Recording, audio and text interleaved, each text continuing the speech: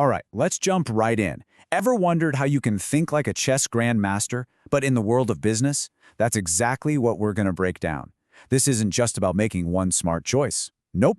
It's about seeing the entire game board and mapping out your path to victory. And this quote, it just nails it. It's a really powerful thought, right? In the super intense, focused world of chess, being able to see the future isn't just a nice to have, it's literally everything. It's the line between a carefully planned victory and a shocking, sudden defeat. And that is the crucial connection. In business, the stakes are just as massive. Being able to see what's coming, to have a plan, and to move before your competition even knows what's happening, well, that's what decides who leads the pack and who gets left in the dust. Okay, so here's our game plan. First, we're going to get into the Grandmaster's mindset. Then we'll dive into the first two moves, all about mastering your inner game. From there, it's about building your power base. And finally, we'll talk about how you seize that victory. First up, the Grandmaster's game. Look, before you even think about making a move, you've got to get your head right. This is all about shifting your whole perspective. Stop just reacting to what's happening today and start actively creating the future you want. So, here's the absolute core of it all. Your one objective is to consistently think and plan 5 steps ahead. Not 1, not 2, 5. This is the bedrock. Everything else we talk about is built on this one idea. All right, let's get into our next section, mastering your inner game. This covers the first two and, arguably the most important moves. Why? Because you can't win out there in the market until you win inside your own head. The strongest strategies are always built on that solid foundation of self-awareness. So, move number 1 is simple, know thyself.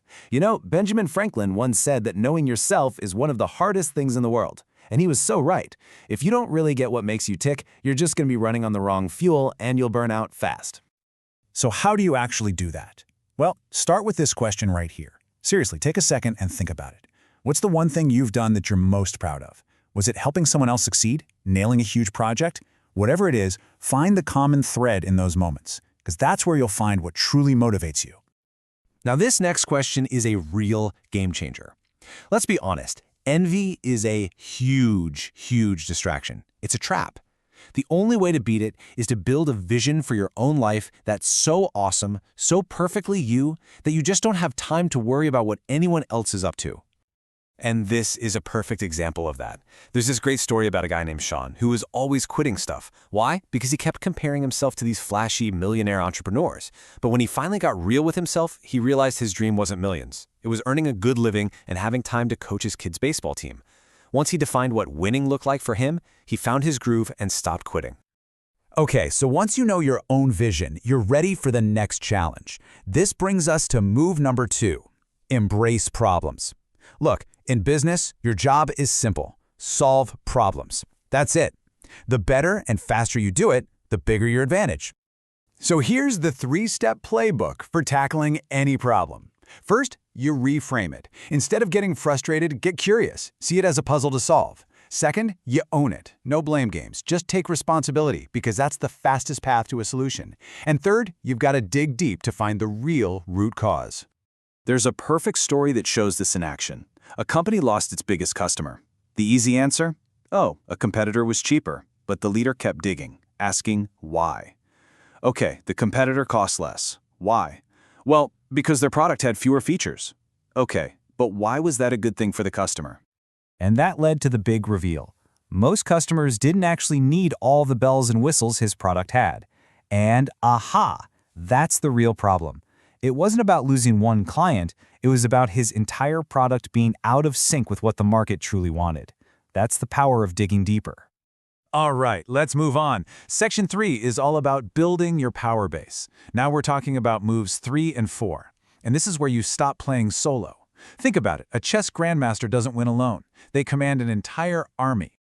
Which leads us straight to move number 3. Assemble a winning team. It's like Reid Hoffman said, if you're playing a solo game, you'll always lose out to a team. It's just that simple. Success is a team sport. The secret sauce here is a 2-step combo. Codify and trust. Codify just means you write everything down. Checklists, processes, how-to guides, the whole shebang. The goal is to build a system that can run without you. Then comes the trust part. You hire amazing people with integrity and you trust them to run that system. So when you're hiring, integrity has to be priority number one. You need to be asking yourself these kinds of questions. And don't just take their word for it. Give them a small test project to see if they're dependable. Because you need to burn this equation into your brain. Trust equals speed. The more you trust your team, the faster everything gets done. Period. This leads us right into move number 4, scale through people. This is such a powerful concept. The most reliable way to grow your business isn't through some new tech or a marketing trick, it's by growing your people. When they grow, your company grows. So this is the question every leader should be asking themselves every single day.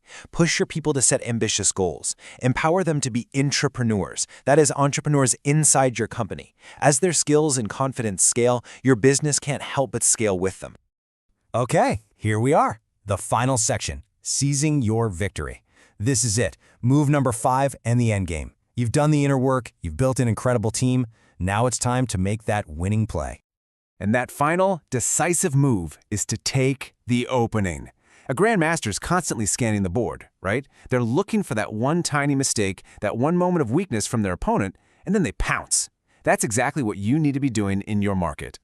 And check out this real-world example. Back in 2009, the author, Patrick Bet-David, noticed that big insurance companies were getting lazy. They were terrible at social media, and they were completely ignoring minority communities. That was the opening. So he built a strategy around hiring people from those exact communities and then just blitzed the competition with modern marketing. The old guard never saw it coming. So let's put it all together one last time. Here are your next 5 moves. Number 1, know yourself.